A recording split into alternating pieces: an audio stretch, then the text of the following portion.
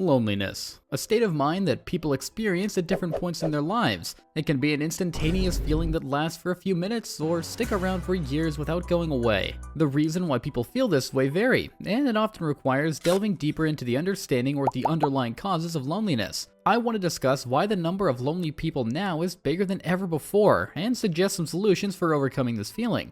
To start, I want to say that loneliness is a common experience. 80% of people under the age of 18 and 40% of adults over the age of 65 have experienced loneliness at least a couple of times. You could blame other people who make you feel that way, or even blame the school system for not providing enough knowledge in terms of social skills. But I believe that schools in most nations are primarily meant to ensure that you become a valuable member of the workforce for your nation, rather than to make you a better or happier human being. For shaping you into the person you are today, your environment and your parents are responsible for 99% of the influence. The role of parenting is crucial in our journey to becoming successful human beings, as each mother and father plays a different yet equally valuable role in our lives. If you lack one of them during most of your youth, you can run the risk of missing out on some important attributes that could later hinder your understanding of the gender you lacked exposure to during your youth. If your parents guided you towards social interaction during your youth, you were simply improving your social skills by being around others and had more chances for forming new connections and friendships, which could significantly lower the chances of feeling lonely.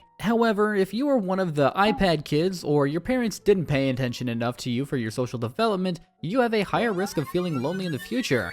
This is because you grew up in an antisocial environment and had fewer opportunities to form connections that could prevent loneliness. I think many of you have noticed as you become older how difficult it is to find friends. And it's not strange. It's actually hard because if you want to find a new friend, this person most of the time needs to have similar interests, senses of humor, or mindsets. If you were to find this kind of person with all the similar traits that you have, would you really trust them? Maybe yes, but you'll never trust a person more than someone you met in the early stages of your life. As you grow up with someone, no matter how different you are by nature, you grow together. You know each other's strengths and weaknesses, and most importantly, you share memories.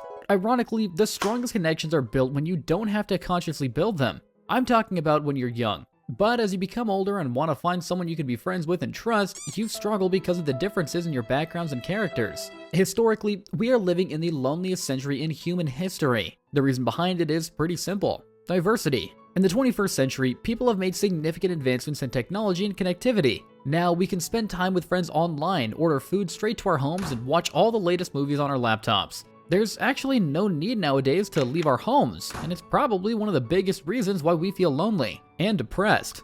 Not so long ago, when there was no social media or even networks, people needed to go out and be around others just to avoid boredom. Kids spent all their free time outside with other kids simply because there was nothing else to do. They probably never even thought about loneliness because they didn't know it existed. Of course, there were lonely people, especially some geniuses, but the number of lonely people was significantly lower than it is nowadays. How lonely you are cannot be calculated based on how many or what types of social contacts you have. Some people who have many friends and frequent communication may actually feel lonelier than those who lack such social connections entirely. Loneliness is not a problem that affects everyone the same, although every person who is feeling lonely struggles. Some people who, by nature, can't be alone struggle significantly more. It's not a secret that some people require more social connections than others. I think we all encounter people throughout our lives who seem like they could live without any social connections and feel absolutely okay, and some who can't be on their own for more than an hour. Those people who have learned to live on their own most of the time can't even think about loneliness. But those who are more addicted to social connections could think about only their loneliness if they somehow found themselves alone for some time, which could lead to some serious depression. The reasons why you feel lonely are different. However, the solutions for how to overcome this state are basically the same. If you feel lonely because you struggle to find people who appreciate you and your personality, you might need to understand that your personality can be unique and not suitable for the majority. We previously discussed how this progress of connectivity has increased the level of loneliness, but it has also increased opportunities to find people with similar interests and personalities all over the world. You must realize that you are not the only one in this world struggling with loneliness and looking for some kind of friends. There are many forums or chats based on your interests where you can try to chat with someone and maybe find a connection with someone. Don't take the fact that you didn't find friends at school or at work as a direct verdict that there are no people in this world whom you could be friends with.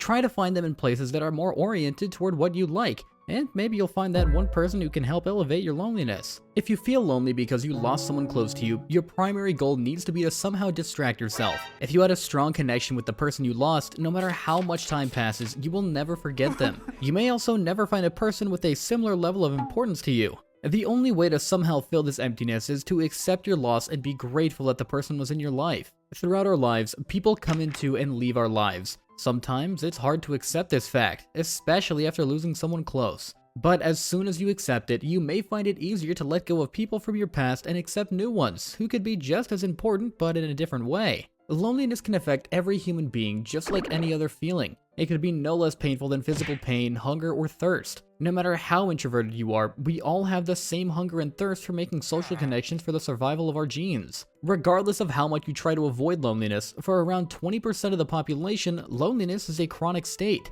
So it's not always your fault if you experience this feeling, but it also doesn't mean that you can't remove it from your life. More to say, you need to try to remove this feeling if you don't want to have problems with your health in the future. Research has shown that people who have struggled with loneliness for a significant amount of time experience accelerated psychological aging and increased chances of morbidity.